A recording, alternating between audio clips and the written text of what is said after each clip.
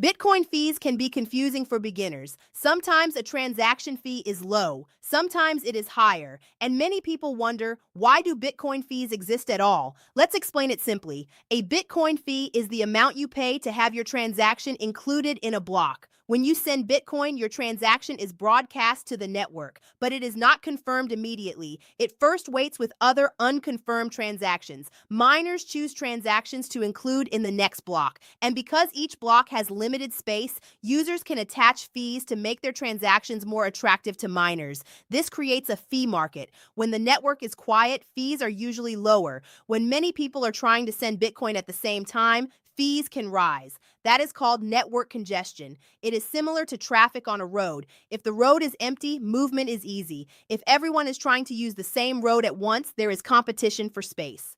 Bitcoin block space works in a similar way. There is only so much room in each block, so fees help decide which transactions get confirmed sooner. Now, it is important to understand that Bitcoin fees are not exactly like bank fees. They are not a random charge added by a company. They are part of how the network works. They help support miners and help secure the system. Over time, as the mining reward becomes smaller through halvings, transaction fees may become even more important for network security. For beginners, the practical lesson is simple. Fees can change. They depend on network demand. And if your transaction is not urgent, you may often be able to choose a lower fee and wait longer. Many wallets estimate a fee for you, but it is still good to understand what is happening. So, what are Bitcoin fees? A simple answer is this. Bitcoin fees are payments attached to transactions to help get them included in blocks and confirmed by the network.